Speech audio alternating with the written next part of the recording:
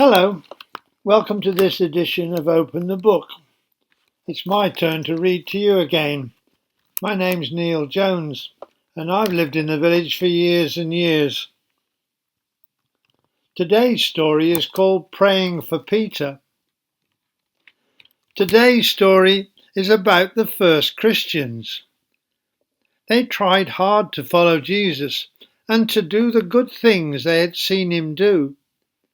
But it wasn't easy for them.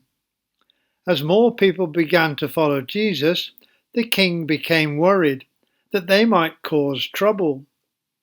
At the start of today's story, Jesus' followers are upset. Their friend Peter has been arrested and thrown into prison. So, let's open the book, but to start with, let's do the rap.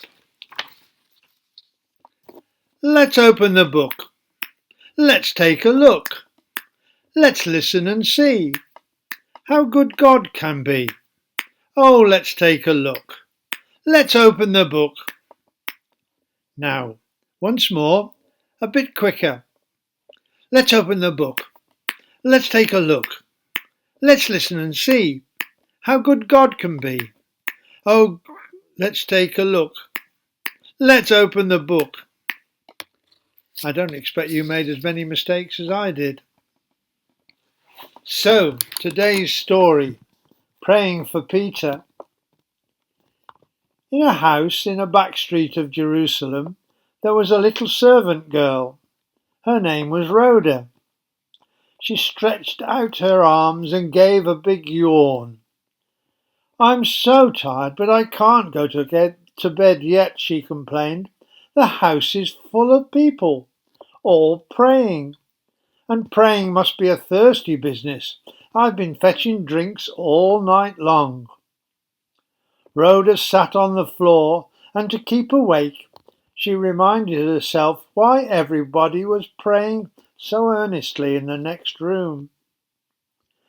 Poor Peter had been put in prison by wicked King Herod, and all because he was a friend of Jesus. Everybody is praying that Peter will be released from prison. They want Peter to be set free. She yawned. "I must stay awake." She yawned again and closed her eyes.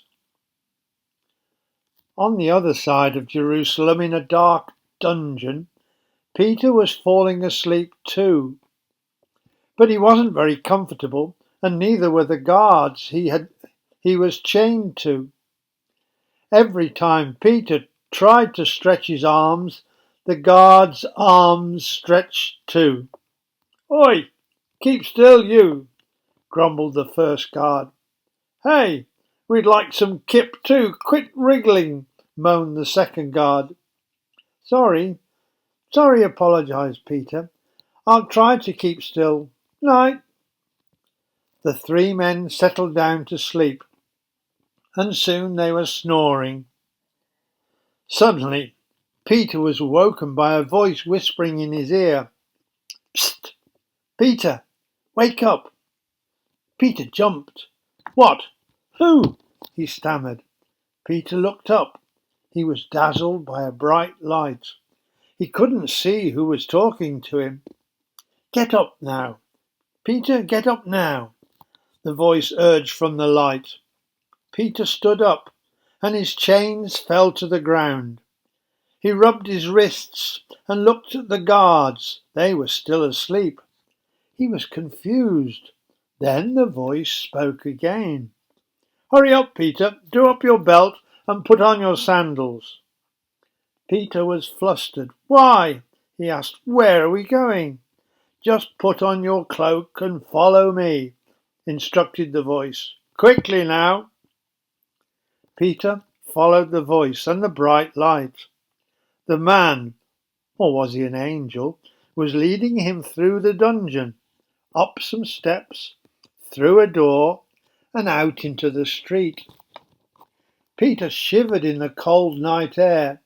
He tried to speak. "Thank you, but where?" And then he looked all around him. The man, the angel, had disappeared. Peter wondered to himself, "Is this a dream?" "No," he thought. "It's cold out here and it's starting to rain and my face is getting wet." Peter hesitated for a moment. "Right, I know what to do. I need somewhere safe to shelter. I don't want to be here when the guards wake up. John Mark will take me in. I can hide there for a while." So Peter set off quickly through the dark streets to his friend's house. When he got to the house, he knocked softly on the door. Rhoda woke up with a start. "Oh, what's that? Someone's knocking. Who is it?" She crept towards the door and called, "Who's there?" Peter answered. "It's me, Peter." Rhoda screamed, "Ah!" She was so shocked that she ran into the other room where everybody was praying. They looked up, surprised at all the fuss. "Come quickly," she stammered. "It's knocking. The door. Peter is here. Quick." "Don't be silly, Rhoda," John Mark snapped. "You must have been dreaming." But Rhoda insisted. "No, I heard his voice. I know I did." Then they all listened. Now they all heard the knocking. "It might be his angel. He might be dead," said John Mark nervously. They were all scared. So they huddled together and crept slowly to the door. They opened it very carefully. "Hello," said Peter. "I'm getting wet out here. Can I come in?" They pulled Peter inside and made a great fuss of him. They wanted to know how he had escaped from prison. Rhoda listened to his story and laughed with all the others at his exciting escape. Then she hurried off to fetch Peter a nice hot drink. "I'm so glad Peter is here with us and out of that miserable prison," she thought. And then she added, "Thank God for listening to our prayers and answering them so quickly."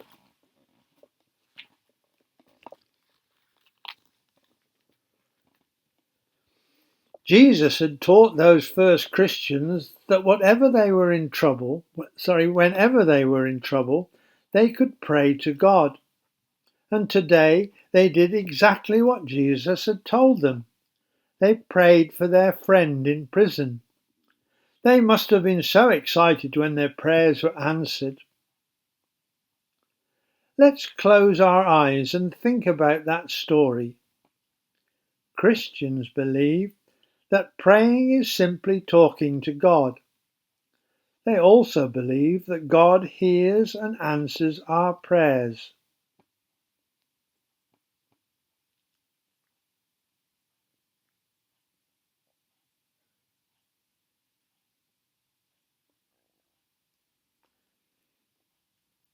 If you would like to pray today, then I'm going to leave a quiet space for the next few moments when you can talk to God quietly inside your head.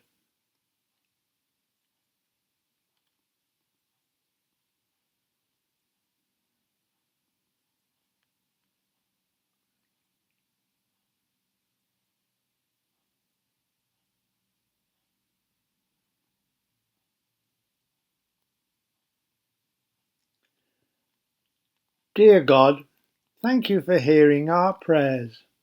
Amen. Goodbye.